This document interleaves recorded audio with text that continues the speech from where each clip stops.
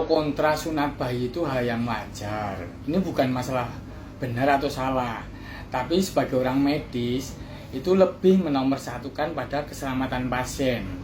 Ya, masalah sunat itu sebenarnya nggak terkait cuma masalah medis saja, tapi terkait dengan masalah sosial, budaya, agama, dan ekonomi. Makanya berbagai sudut pandang itu sah-sah saja. Jadi bukan masalah benar atau salah, tetapi meminimalkan risiko dan dikerjakan dengan perhitungan yang tepat dan oleh profesional yang ahli. Jadi sunat pada bayi udah saya ceritakan di video sebelumnya, bahwa berat badan bayi kira-kira 7 hari sampai sebulan itu kira-kira hanya 3 kg. Otomatis cadangan darah di dalam tubuhnya itu hanya sekitar 200 ml, 1 gelas. Lah kalau yang nyunat nggak benar, otomatis terjadi perdarahan. Dan kalau darahnya cukup banyak, otomatis stok darah di dalam tubuh bayi itu cepat habis. Saya udah berapa kali selama saya punya rumah sakit dan sebelumnya saya praktek, itu udah 2 kali saya melakukan transfusi pada anak yang tidak ketahuan ternyata punya hemofilia. Perdarahannya nggak berhenti-berhenti. Oke, memang sekarang macam-macam sunat sudah banyak. Ada sunat laser, ada super clamp, smart clamp, macam-macam. Itu sih silahkan, sama-sama baiknya dengan kelebihan dan kekurangannya masing-masing, tergantung pada pasiennya, berat badan, perutnya kegendutan atau tidak.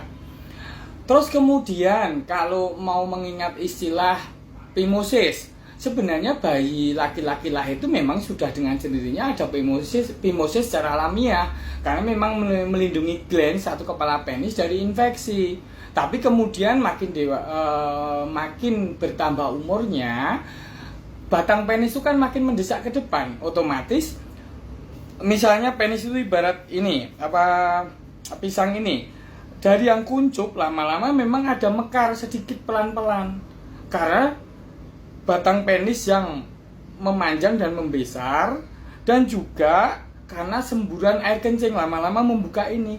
Tapi memang sampai ketika umur SD masih awal, mendekati kelas 3, kelas 4, memang sebagian memang tetap aja kuncup, masih kuncup, tetapi belum terjadi phimosis. Phimosis itu kalau benar-benar kuncup ujungnya sini. Kalau memang terjadi seperti itu, sebenarnya ada beberapa kiat supaya tidak sampai ke tindakan bedah. Misalnya belum ada rencana untuk sunat, ada tindakan peregangan yang memang sebaiknya dilakukan oleh profesional, tapi dengan belajar pelan-pelan bisa dilakukan oleh orang tua yang dari pasien tersebut, dari anak tersebut, ya.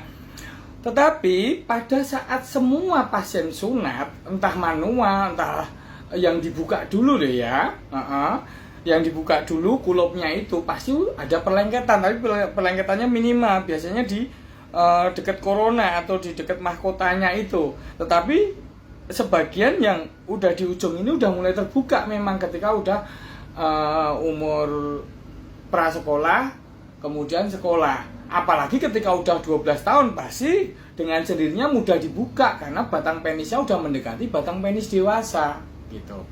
Lah, sekarang banyak sekali anak sakit dikatakan karena infeksi saluran kencing.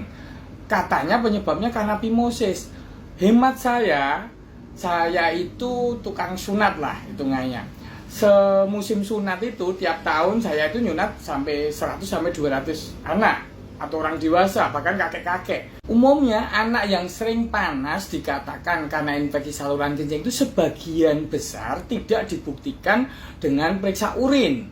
Tidak ada penemuan bakteri, tidak ada penemuan leukosit meningkat. Jadi itu baru asumsi bahwa anak panas karena infeksi saluran kencing atau karena phimosis.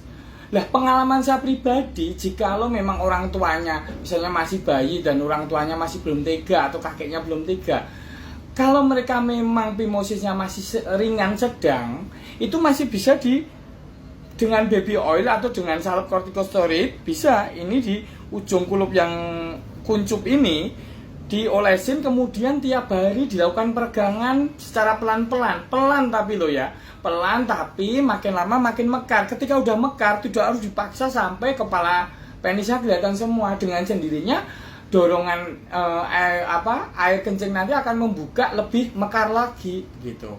Ya memang sebagian kecil akhirnya setelah proses peregangan 2 minggu, 3 minggu, sebulan itu tetap akhirnya harus disunat ya ada. Tetapi sekarang kalau sudut pandang ya, masalah sudut pandang. Tadi kan saya bilang masalah sudut pandang dari sisi budaya. Sekarang itu budayanya memang lebih tergesa-gesa. Zaman dulu rata-rata sunat itu di usia 12 tahun rata-rata. Zaman dulu, sekarang udah makin mendekat itu karena percampuran budaya. Ibu kota besar itu sebagai melting pot. Jadi budaya mana-mana bercampur, akhirnya memang sunat makin maju dan itu enggak masalah selama yang melakukan profesional gitu. Terus kemudian kalau pakai sudut pandang deduktif, penduduk bumi itu 7 miliar, jumlah cowoknya ada 3,5 miliar. Sedangkan penduduk negara muslim itu kira-kira jumlahnya total itu yang memeluk agama Islam itu kisaran 1/5. Jadi taruhlah sekitar yang tidak sunat itu diasumsikan kayak orang di Amerika, Eropa, Australia atau negara Asia Timur atau India, karena yang sunat ya tambahnya pemeluk agama Yahudi memang sunat juga begitu. Lah itu sebagian besar tidak disunat.